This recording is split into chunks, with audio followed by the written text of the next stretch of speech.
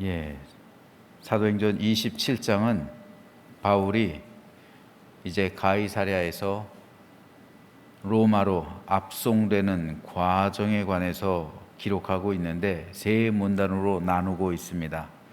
먼저 1절에서 8절은 바울의 로마 송치 개시 및 가이사랴에서 그레데 섬 미항까지의 여정을 기록하고 있고요. 9절에서 26절은 유라굴로 광풍으로 인한 혼란 및 하나님의 약속에 근거한 바울의 위로와 격려를 기록하고 있습니다.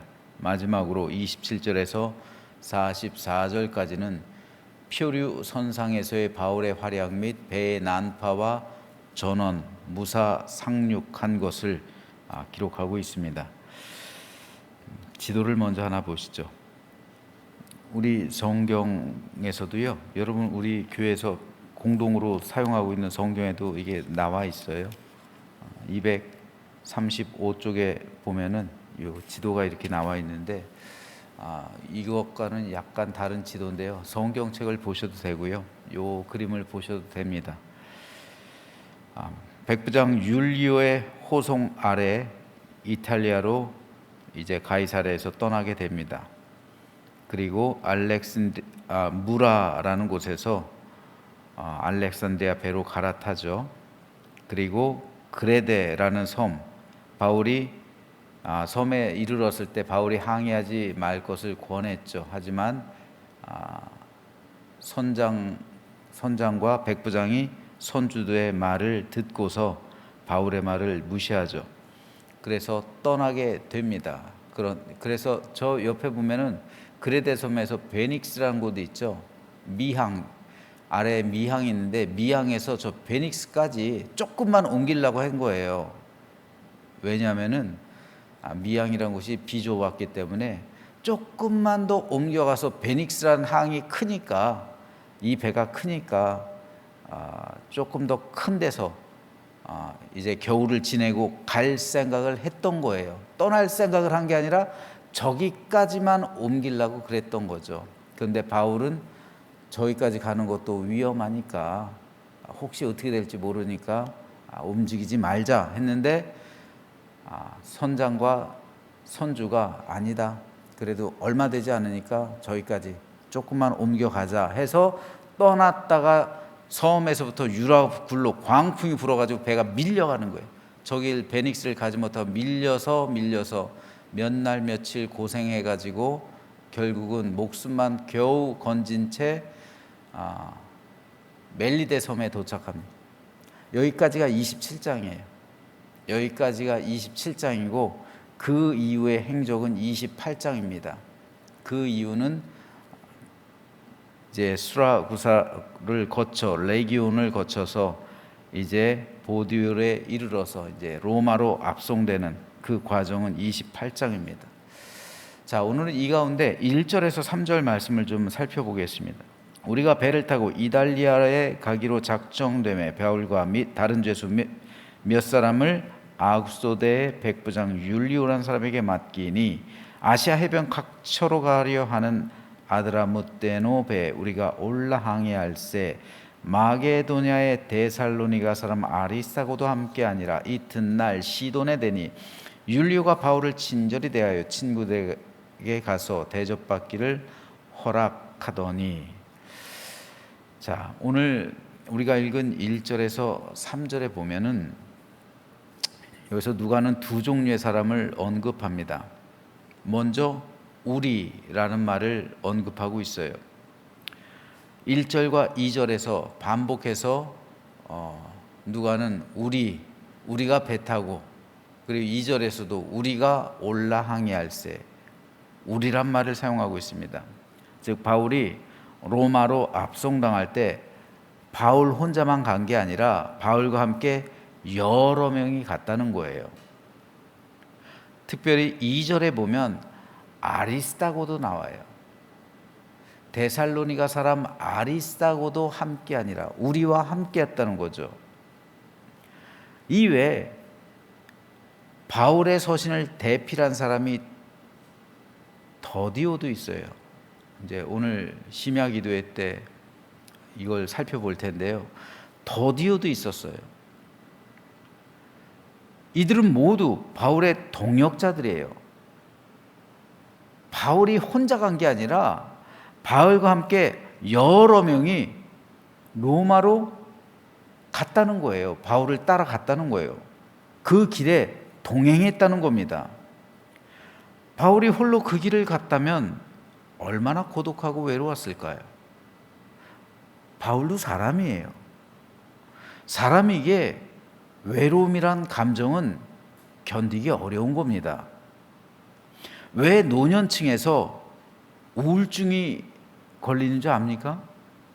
외롭기 때문에 그래요. 우울증의 근본 원인은 외로움이에요. 고독이에요. 남편과 아내가 있어요. 자식들도 있어요. 그런데도 우울증에 걸리는 이유는 외로움 때문이에요. 가족끼리 뭔가 소통이 안 되는 거예요. 그러니까 우울증에 걸리는 거예요. 남편이 있고 아내가 있고 자식들이 있어도 그래요.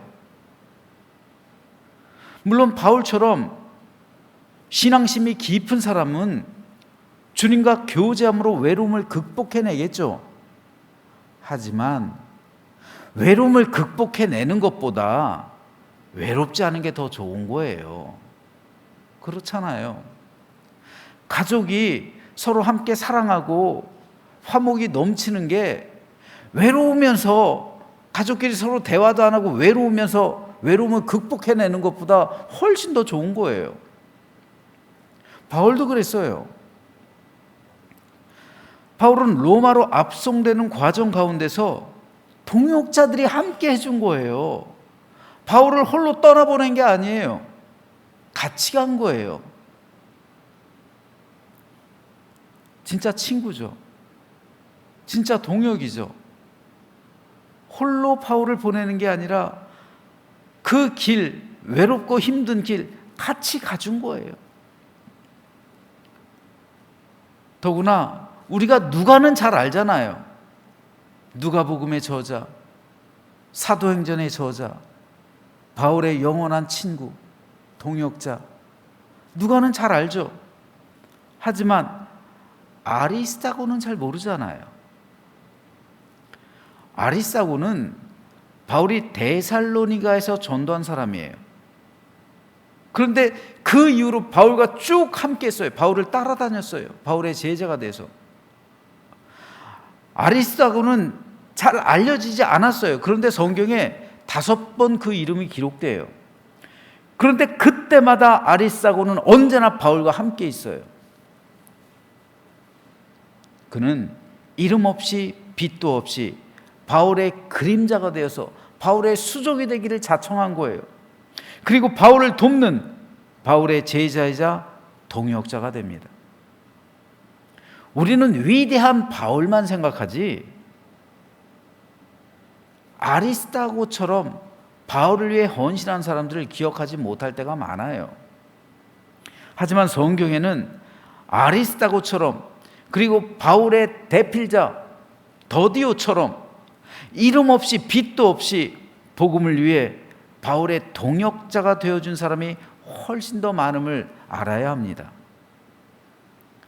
저는 바울도 존경하고 대단한 인물이라 여기지만 바울을 위해 함께 로마로 가는 누가, 아리스다고, 더디오 같은 인물들이 더 대단한 것 같아요. 남을 돋보이게 해주는 사람이잖아요. 그렇죠. 바울을 위대하게 만들어주는 사람이잖아요. 그를 위해 자신은 불쏘시개가 되는 거잖아요. 그럼에도 바울의 동역자가 되면서 복음의 협력자가 되어준 이 사람들이야말로 참 위대한 사람 아닐까요? 여러분, 임진왜란 하면 누가 생각나요? 이순신 장군, 위대한 영웅을 넘어선 성웅 이순신 장군이 떠오르잖아요. 하지만 진정으로 위대한 사람은 이름 없이 빛도 없이 죽어간 백성들이에요. 자신을 의병으로 자신의 몸을 드린 그들이 그들이야말로 진정한 위인들이에요. 물론 이순신 장군이 위대하지 않다는 거 아니에요. 진짜 위대한 인물이죠. 하지만 그를 떠받들어 줄 그런 의병들, 그런 군인들이 없었다면, 그런 백성들이 없었다고 한다면 우리나라가 승리할 수가 없는 거죠. 실제로 아리스타고는 로마에서 바울의 수발을 들다가 먼저 죽어요. 이렇게 이름 없이 빚도 없이 바울의 협력자가 되고 조력자가 되어준 아리스타고 같은 사람이 있었기에 복음이 로마 제국을 정복하게 되는 거예요. 그리고 로마의 국교가 될 수 있었던 겁니다. 그러므로 누가가 오늘 본문에서 말하고 있는 우리는 동역의 관계요, 생명을 함께하는 관계요, 영혼을 이어가는 관계입니다. 이 우리의 관계가 올바로 설정이 돼야 우리는 참된 믿음의 삶을 살 수 있어요. 가장 먼저는 가정입니다. 가정에서 부부는 나와 너가 되면 안 돼요. 나는 나, 너는 너, 안 되는 거예요. 부부는 우리가 돼야 되는 거예요. 부모와 자식 간의 관계도 나와 너가 되면 안 돼요. 우리가 돼야죠. 가정의 관계에서는 우리예요. 나와 너가 되는 순간 그 가정은 행복할 수가 없어요. 그 관계, 우리의 관계는 교회로 이어집니다. 교회에서 성도와 성도가 나와 너가 되면 안 되는 거예요. 우리가 돼야죠. 그래서 예수님께서는 우리의 아버지께 기도할 것을 가르치잖아요. 나의 아버지, 너의 아버지가 아니라 우리의 하나님, 우리 아버지요. 교회에서는 나와 너가 구별되면 안 됩니다. 우리여야 돼요. 우리. 천국 공동체예요. 이것을 주님께서는 주기도문에서 가르치시는 것이죠. 저는 주님께서 가르치신 그 기도문대로 우리의 아버지께 기도해야 되죠. 그런 교회가 진짜 하나님 앞에서 온전한 교회죠. 온전한 코이노니아를 누릴 수 있게 되는 거죠.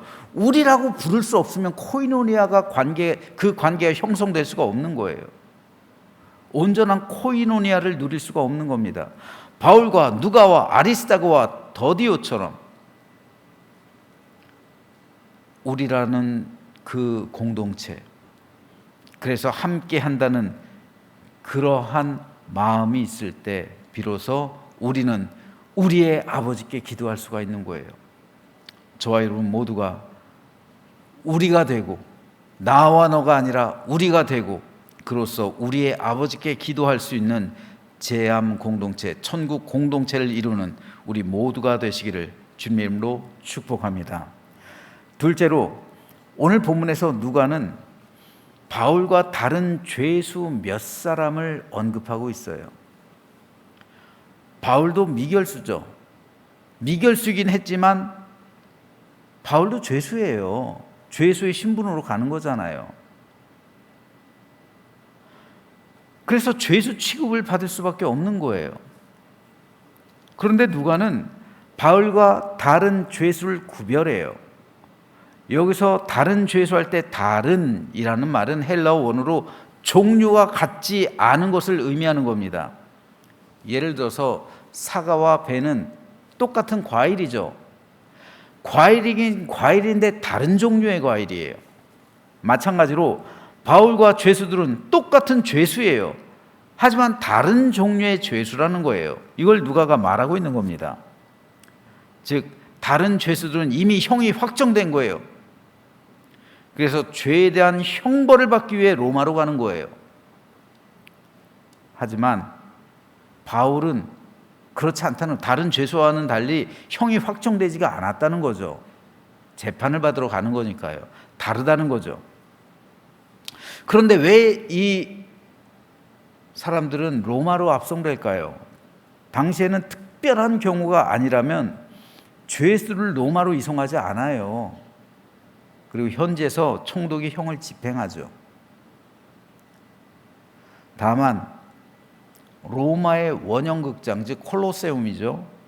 그곳에서 맹수들과 싸우게 하거나 혹은 검투사, 글라디에이터예요. 유명한 영화도 나왔죠. 이 검투사로 싸우게 할 정도로 출중한 무예를 가진 사람을 죽이기엔 아까워요. 그래서 사람들의 유흥을 위해서 로마로 압송하는 거예요. 그래서 콜로세움에서 전투사로 기르는 거예요. 검투사로. 그래서 거기서 최종 승리한 자에게는 사면해 주는 거예요. 자유를 주는 거예요. 그러니까 어차피 이 사람들 사형수들이잖아요. 사형수들인데 살기 위해서 죽이는 거예요, 다른 사람을. 그리고 최종 승리를 거둔 사람은 석방시켜주는 그런 제도예요. 즉 유흥을 위해서 로마 제국에서 이런 짓을 벌이고 있는 거예요. 그래서 출중한 무예가 소질이 있고 출중한 사람들을 죽이는 대신에 콜로세움으로 보내는 거예요. 그래서 로마로 가는 배에 태운 거죠. 그렇기 때문에 배가 난파했을 때 죄수를 죽이자고 하죠. 그랬을 때 백부장이 바울을 살리기 위해서 죽이지 못하게 만드는데, 죽이려고 했던 이유는 그들이 무예가 출중하기 때문에 무슨 짓을 벌이지 모르기 때문에 그랬던 거예요. 하지만 바울도 다른 죄수들과 함께 죄수의 신분이었습니다. 그런데 바울과 다른 죄수들이 다른 결정적인 이유는 형이 확정되고 확정되지 않고에 있는 것이 아니라 끝이 다름에 있는 거예요. 다른 죄수들의 끝은 영원한 멸망이겠죠. 물론 다른 죄수들도 죽겠죠. 뭐 맹수들의 밥이 되든 다른 검투사의 칼에 맞아 죽든 죽어요. 바울도 순교를 하죠. 칼에 맞아 순교하잖아요, 바울도. 하지만 끝이 다른 이유가 뭡니까? 그들이 죽음 이후에 그들은 영원한 멸망으로 가죠. 하지만 바울은 영원한 천국에서의 상급을 받잖아요. 끝이 다른 거예요. 똑같이 바울과 그들은 죄수의 신분으로 한 배에 타고 있어요. 하지만 그들의 끝은 다른 거예요. 이것은 오늘 우리 역시 마찬가지입니다. 우리도 이 땅에서 죄인들과 함께 살아가요. 그들과 똑같이 힘든 일을 겪어요. 인생의 생사화복, 생로병사, 이런 걸 다 우리도 똑같이 세상 사람들과 함께 겪어요.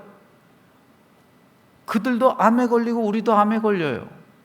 그들도 교통사고 나고 우리도 교통사고 나요.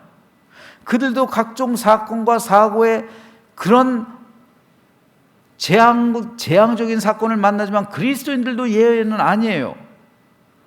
우리도 똑같이 그들과 함께 이 땅에서 생사고락의 삶을 살아갑니다. 어쩌면 다른 죄인들보다 성도들이 더 비참하고 고통스러운 삶을 살아갈 수도 있습니다.